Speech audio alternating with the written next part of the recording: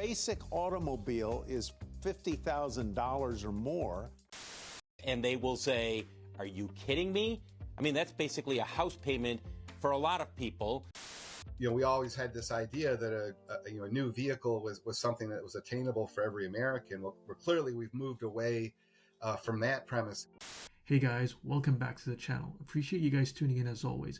Today I wanted to talk about how I keep hearing this term thrown around a lot in the media and news articles, and it's the term affordability. I saw it in an article today, and as usual, they were talking about how car prices are getting out of hand, but at one point towards the end of the article, they talked about how automakers are working on developing cheaper cars to help out the consumer.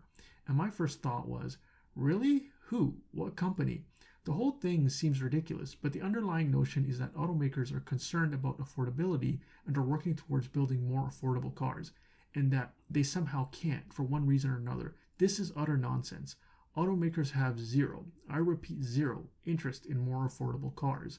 The COVID era created a shift in the business strategy of most automakers that has changed the car market. Automakers are done with the days of cheaper, more affordable cars. They don't want to go back to that time. They are now more focused on cars that have a higher profit margin that don't need to be sold in mass. Even prior to COVID, automakers were going away from cheaper four-door sedans, but the pandemic just accelerated that process altogether.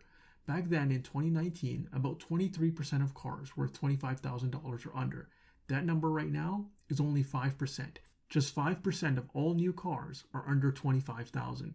Now, this shift is not going to come without a lot of casualties. The car market right now is in a transitional phase where there are going to be a lot of big winners and losers. This is in all aspects of the car market, from the automakers to the dealers to the customers. You look at major automakers and you see big winners in Toyota and Honda who struggle to meet the demand they're getting, and then you see the likes of Nissan and Stellantis that can't even sell without massive discounts. Same dynamic is happening with dealerships. You'll see dealership with rows and rows of previous year inventory, and then the ones who are selling everything like hotcakes. Now the thing is, you have to realize car makers sell to dealerships, not customers. And when they sell cars customers can't afford, that means you start seeing vehicles pile up on dealership lots. The problem that these dealerships are facing is that they're not structured for this kind of market. They are structured to sell cars in volume. Dealers have to move cars because they purchase them on credit, and every month they don't sell them. That means there's more interest they have to pay to the bank. Also, due to their overhead, they need to sell a lot to stay profitable. A lot of dealerships are only surviving nowadays because of their used car sales and service departments. But the reality of the situation is, dealerships will have to start massively downsizing or just closing doors. There isn't enough of a market to sustain all the current dealerships at current prices. And since the automakers don't want to start lowering prices, something has to give, and dealerships are the first victims. And of course, the final victim of the market is us, the consumers. To put things in perspective, car prices rose up by 30% from 2019. Yet the median household income went up by only 13%. The average car price today is at $50,000, and 1 in 5 buyers are paying $1,000 or more in monthly payments.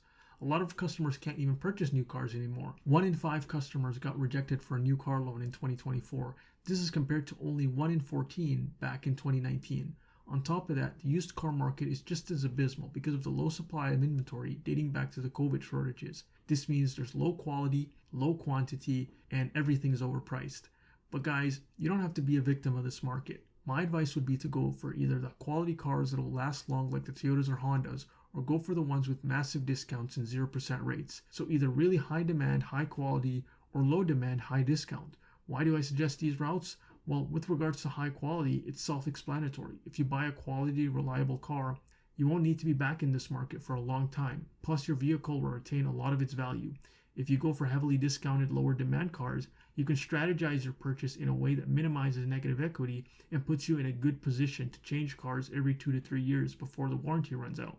But regardless of what you do your research. You have to understand this new paradigm, find what's best for you, and make sure you're in a position of strength when you're purchasing a car. But anyways, that's all I have to say for now. Let me know what you think about this in the comment section below. And as always, if you like this, please click like and subscribe. See you guys in the next one.